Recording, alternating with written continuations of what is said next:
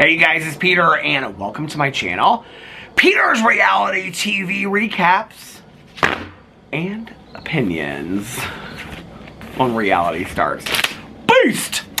And tonight I am going to talk about the Real Housewives of Salt Lake City. So listen, Linda, here's the deal, right? So tomorrow is Cousin Fun Day. Wednesday is Cousin Fun Day. And Cousin Fun Day is where my cousin Caroline comes and picks me up and we run errands and have brunch and just we have a really good time once a week, and she is so fantastic to come and get me and do that. It's just like so nice and I love her so much. So anyway, I'm really excited about that, right? But we get home late from that, so I don't know what time I'm going to get home, and so I'm trying to film some videos so that I have videos ready for tomorrow. And for those of you that don't watch my drama channel where I cover YouTube drama and commentary of YouTubers and pop culture figures, that's my channel, Peter Mon.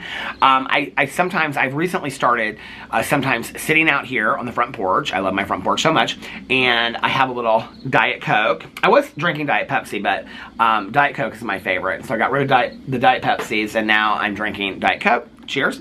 And I have a little Diet Coke, and then I just talk to you guys, and we have a little conversation. So, since I just watched Salt Lake City tonight, well, actually, my husband and I, we were doing research for this channel.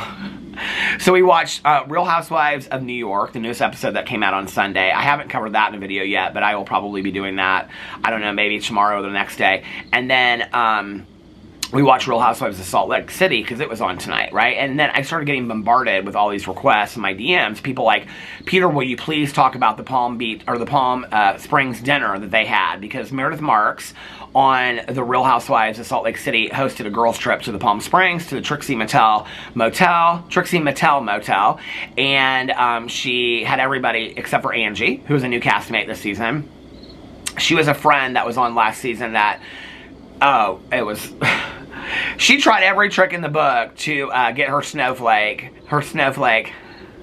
And guess what? They handed it right over to her. Marlo Hampton, it took her about 18 seasons to get her peach on Real Housewives of Atlanta. It took Angie 1 season. Are you telling me there is nobody more interesting than Angie in Salt Lake City that they could have put on here? And they have Mary Cosby in every scene, and she's a friend, but we're going to get into that in just a second. So anyway, we watched those two tonight, which is basically research for this channel, and I just want to say, I am so thankful. I've said this a lot in a lot of these videos, but like this channel is such a respite from the drama. I mean, the drama over my drama commentary channel, and I love that channel. I love having an opinion and sharing my opinion. It's why I talk for like an hour a night over there, you know?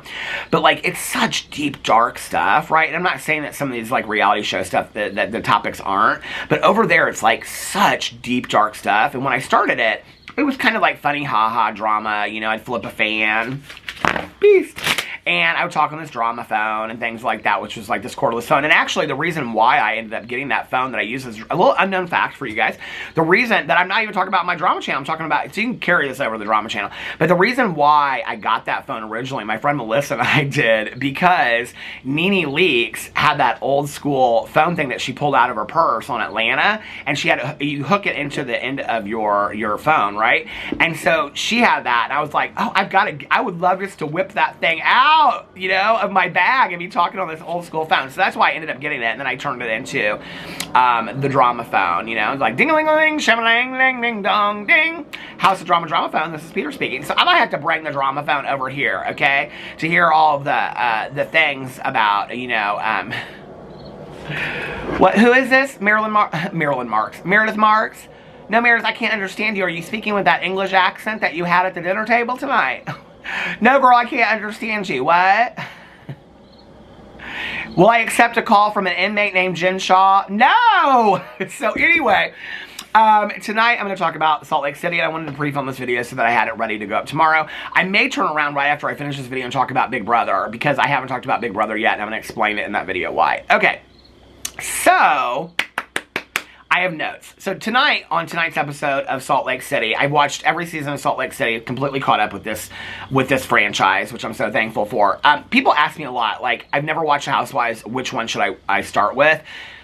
There are better franchises than, I mean, for me personally, Atlanta is my favorite of all of the franchises, but there are better franchises. I mean, everybody likes which one they like for different reasons, you know.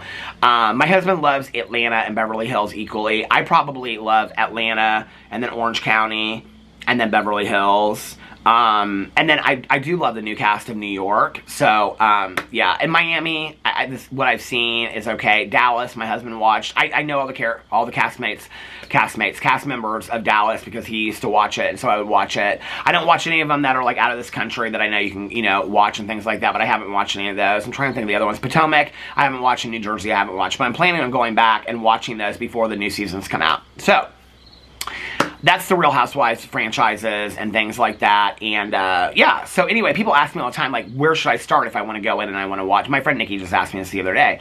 She watches Beverly Hills, but she doesn't watch any of the other franchises. And she said, where should I start? The problem is that, like, most of these, like, franchises like Atlanta and stuff like that, they have like 18, 20 seasons. So to go back, you have to watch 20 seasons. Well, Salt Lake City, well, if you're going to go, the one thing, if you want to start fresh, I would start with this season of New York because it's an entirely new cast. And so they haven't been on any of the previous casts, so it's real easy to get caught up. And if you watch this season, it's going to move forward with this cast, hopefully, because I like this cast. Except for Jessel, she bore a snake. But I did kind of like her on this week's episode. She was more likable in this week's episode, so we'll see. I might change my opinion about Jessel. Like my good friend Tanya Jean says, I can change my opinion at a moment's notice. I can change it from 1 minute to the next, right? So we'll see. The jury's still out about Jessel. Okay. But anyway, the second one that I would recommend is Salt Lake City because we're only on the 3rd season of Salt Lake City. And so it's real easy to go back in and watch. Is it the 3rd season or the 4th season? I think this is the 3rd season. So it's real easy to go back in and watch the previous seasons. Plus, it is probably one of the most drama-filled franchises out there, and I live for it. So this week, for those of you that don't know, there's 2 new castmates this season. Now, Jen Shaw, she's in prison, so she's not on it anymore. And Mary Cosby, she's not on it anymore, but she's a friend on it, right? So now we have Whitney Rose, Heather Gay, who else do we have? Lisa Barlow, Meredith Marks, and then the 2 new ones are Monica and Angie, okay? Now, Angie was on it last season, and she was a friend. And by friend, if you don't watch Housewives, what I mean is that they have, like, housewives, and then they have friends of the housewives, okay? That get, like Moneta on Atlanta. And I don't necessarily dislike Moneta, but, like, she is in so much of the show that I think they're probably, well, they're talking about recasting Orange County completely like they did New York, so they may be doing that. But I feel like Moneta wants a peach so bad, which I'm like, I don't dislike Moneta, but I'm not a huge fan of hers either. My husband's like, I hope they do, because I really like Moneta. I'm like, whatever, it's, that they give her one, they do, right?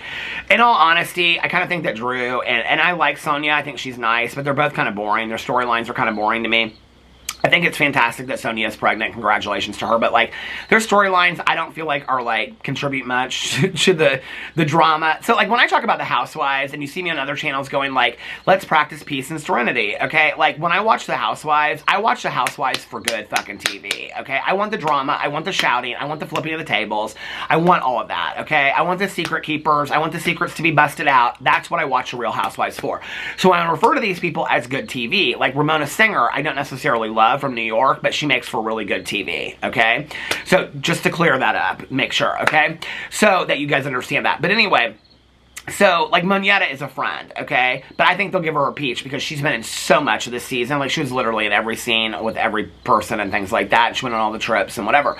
The friends usually do go on the trips. But anyway, so Angie was a friend last season. And the way that she was a friend was that she knew Jen Shaw, okay? But she worked so hard by being so dramatic and stirring up so much shit with so many different people that she was really, because, like, the more kind of, like, shit you stir up in the Housewives kind of cements I say cement, people say it's cement, whatever, I say cement, but people say that's funny, but I'm from Indiana, okay?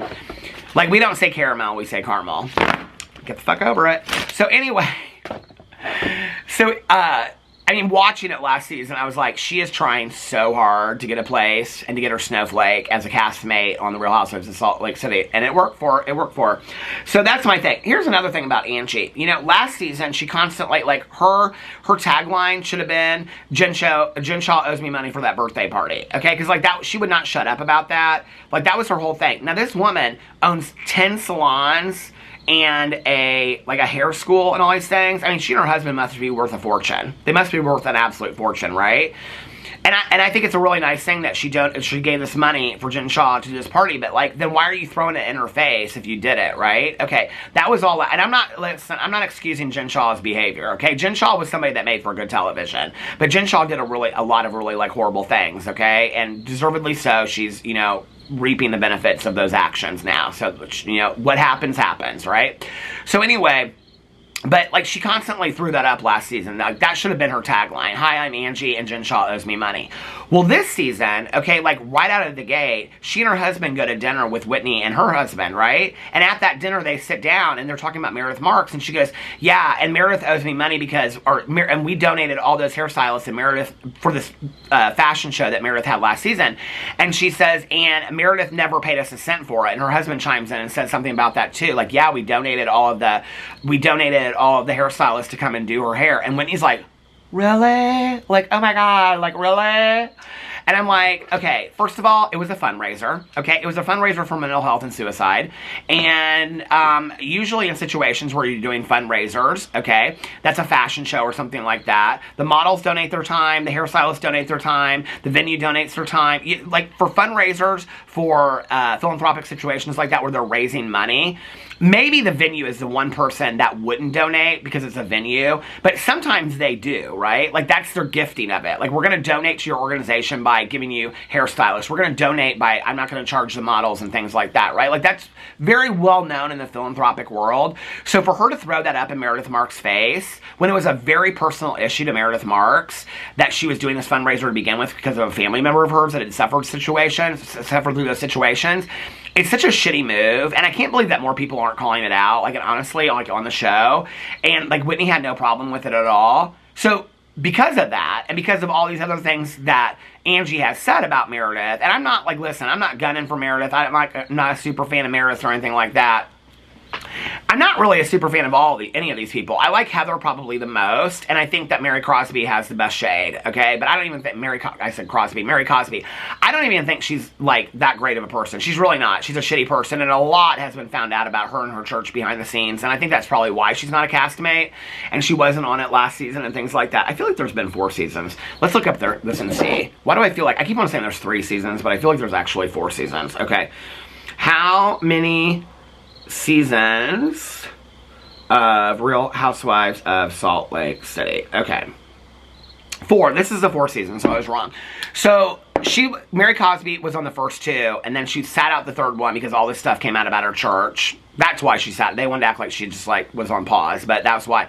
And now she's back because the dust is cleared, okay? And everybody's forgotten about that church business and all this kind of stuff. That was a huge issue in the 2nd season. So now she's back and she's a friend, and probably next season she'll be a castmate. That's probably what'll happen. So anyway, this Angie has not shut up about Meredith Marks, but her target last week was Jen Shah, or last season was Jen Shah, and now her target this year is Meredith Marks, right? So Meredith Marks arranged this girls' trip. Now, I do want to say this, like, on these girls' trips that they go on the show, no matter, like, who arranges it, who pays for it, or whatever, like, literally every person is invited, okay? Like, every person's invited. I mean, Marlo has been disliked by so many people, and she's, as a friend, was invited on all these trips, right? So typically, everybody's always invited. I did kind of think it was an interesting move that Meredith didn't invite Angie, and I knew that it was going to be this huge issue, right? But it was her trip, and she wanted to arrange this girl's trip, okay? But the thing is that Angie's a castmate. So you're purposely leaving out a castmate. You've got to know that this is going to bring you some kind of shit, right or wrong, okay? I mean, it's a reality show. We already know that all the people go on the trips, okay? It's not like this is the first season of Housewives ever. Like, we know this, okay? There's kind of a standard that's been set. Whether you love each other or hate each other, everybody goes on the trip. That's just how it is, right? Okay. I think there's been a few exceptions here and there, but, like, this is not typical where you invite the entire cast except for one person. Okay, so even if you don't like them, right? Even if you don't like them. So Whitney thinks it's a great idea, but, like, all that aside, like, it's Meredith's trip that she's planning. Whitney thinks it's a good idea to bring her as her +1. Okay, now Whitney wants to act like she's doing it because, number 1, she wanted to get there early because she was friends with Trixie Mattel, and number 2, because she wanted to be gracious to Angie and extend an invitation. But when you watch her face, when it comes up, Whitney's like, we should surprise her. Wouldn't that be so fun? It's so vindictive. And I have to say, as somebody that really liked Whitney on season 1, and I feel like she was really great growing and changing, and her story with her dad about being an alcoholic and an addict and things like that was so endearing to me as a person in recovery, and as having family affected by it. And my mother was in recovery. She got sober 6 months after I did. Like, that whole story was so endearing to me. But season after season, I have fallen out of love with Whitney. And this season, she is so vindictive and a shit stirrer that I really have no interest in Whitney Rose whatsoever, okay? So they go on this girls trip, and today they show up there. Lisa Barlow lost her $60,000 ring. She hasn't shut up about it, right? And all this kind of stuff. And I do want to say this before I get into this because, okay, one of the things I wanted to say was that Monica is the other new castmate. Now, I love Monica, okay? She's kind of young, and she kind of puts her foot in her mouth a lot, but I kind of love her because I kind of relate to that a little bit. But one of the most endearing scenes for me, I feel like I've already talked about this over here, but maybe I have, I don't know. But one of the most endearing scenes for me was when she was getting ready to go to this trip. Now, she's going through a divorce, okay? Now, she's going through the divorce partly because she cheated on her husband with her husband's sister's husband for 18 months. And she shares pretty openly about that, right? It's why she got excommunicated from the church and things like that. So she's pretty open about that. I'm not saying that that's great, okay? But outside of that storyline, she's sitting there and she's talking to her mom, and she's raising her kids on her own. She's a single mom. She's trying to support them and stuff like that. My husband, after this whole scene, that I was like, I love this. This is just so endearing. And then it shows her driving a Range Rover, and he goes, she's so broke, she's driving a Range Rover. That's what my husband's like. Listen, you guys, truly, like, if you watch my drama channels, you have no idea what it's like in our living room, okay, when we're watching these shows.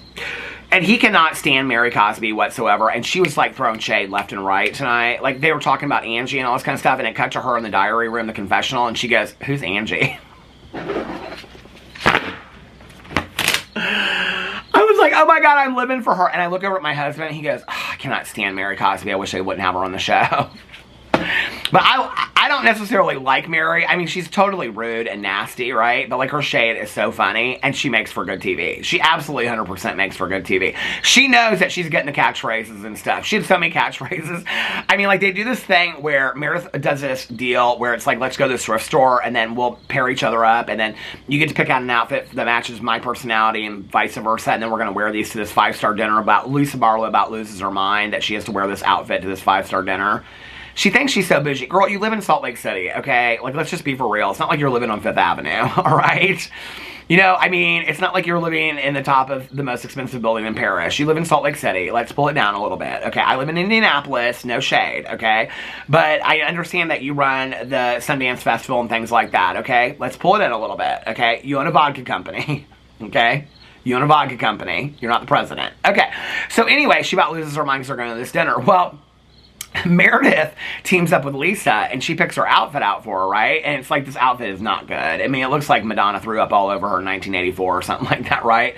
And so it cuts to Mary, and Mary goes, Lisa, whoever picked that outfit for you hates you. Well, Meredith and her are trying to, like, build trust. Mary's shade this season is so on point and so good. And like I said, I don't think she's a good person, but she just makes for fantastic television. I mean, this is what I watch the Housewives for, right? So they show up, and like Heather, who doesn't like Angie because she went to high school with her and she doesn't think she's a good person, she said she'll suck the biggest dick in the room of whoever it is. I so live for Heather the Bad Mormon, too. That was her book, The Bad Mormon, or Bad Mormon. So anyway, not that she hasn't been problematic at times, but I mean, all of them have been problematic, right? And so they show up, and Whitney and Angie, this problematic girl, are already there, right? At this motel sitting by the pool, and they're just like, who, what, oh, hi, it's good to see you. Well, they get so pissed that Meredith doesn't say hi. Why would Meredith say hi to you? And Meredith even says this on the show. She's like, why would I say hi to her? I didn't invite her on my trip. She showed up here as Whitney's +1. Like, it's rude. Like, I don't understand why she's here. I don't understand why she's there either. And I think it's so vindictive and rude of Whitney to even suggest it. What she should have said was, Angie, I think you should talk to Meredith, because since she didn't include you, this is what a good friend would have done.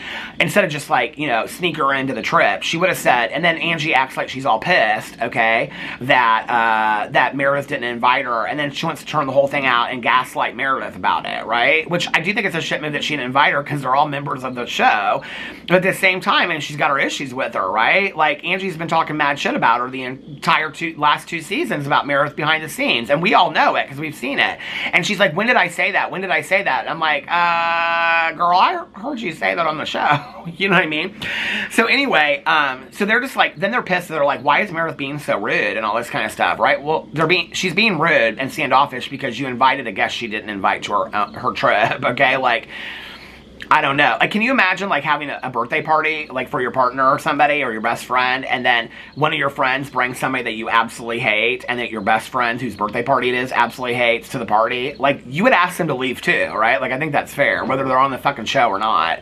So let me get into my notes. So anyway, then they do that, and then they sit by the pool, and then Mary makes some rude comments about how she don't want to sit by them and things like that. Then they do this shopping excursion, then they go to dinner, and at dinner, there's this huge blow up, okay? Because they start playing these games, okay? Like, what's your petal and what's your thorn for the week or whatever. It's like, what's your warm and fuzzy and what's your prickly pear kind of thing. That they have to look at somebody. Basically, like, what's the thing I love about you? What's the thing I hate about you? And when Whitney suggests this, I'm like, girl, seriously? You are just as dumb as you come across on the show. Because to even suggest this game on a Housewife episode, unless the producers put you up to this, is like just waiting to cause major drama. We've seen it happen a million times. Okay? You know, like, it happened on the Ultimate Girls trip to Turks and Caicos. It's happened on many of these shows when they do these games. Whenever they play these games, it always turns out fucking ugly, okay? So it starts going on, and then, of course, it gets into this debacle of Meredith and Angie going back and forth. They're all of them drunk. They've been drinking too much on the show. Heather is puking in the van. The Sprinter vans are a whole other thing, right? But she's puking in the Sprinter van. My husband's, like, over on the couch gagging. He's like, ugh, he can't see somebody puke, right? She's had so many espresso martinis. She's puking and things like that in a Sprinter van. So anyway, these are my thoughts about it. I took some notes. Are you ready? Okay. Where are my notes about it? Oh, gotta get out of that note. Reality. Okay. So, Palm Springs dinner, Mary. Because so many people ask me to talk about this Palm Springs dinner with Meredith Marks, her trip, okay? Mary says, who is Angie? And I'm like, girl, exactly. Okay? So then, talking about Whitney bringing Angie on the trip. I already talked about that. I said, I'm living for Mary's comments, and my husband's yelling at the screen and rolling his eyes because he can't stand Mary, okay?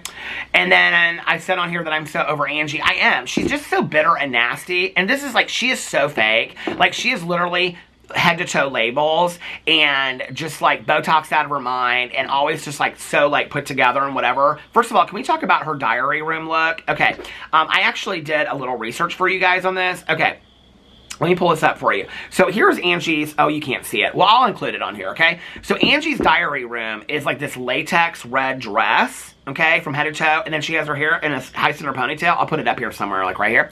And then I'm like watching this, I'm like, who does this remind me of? And I'm like, oh, that reminds me of that Britney Spears outfit. Like, is she doing cosplay of Britney Spears? Like, this is so weird, right? So anyway, she is so fake. Like, she is literally the fakest person in the entire world that talks shit about everybody, okay? Her claim to fame is that she was shitty to Jen Shaw. That's what got her on the show. All these people hate Jen Shaw. Monica was the one that was the witness for the prosecution of Jen Shaw and all this kind of stuff. So that's how they all got on the show. But like I said, I like that Monica. And Monica actually defends Meredith Marks and is like, Angie, stop. Like, you're saying some really cruel shit. Because, oh, so then Angie, this is how the whole conversation starts. It turns evil, right? Angie's like, because she's Greek. And she's like, at my house, one of the things that we do is we learn a new Greek word every week.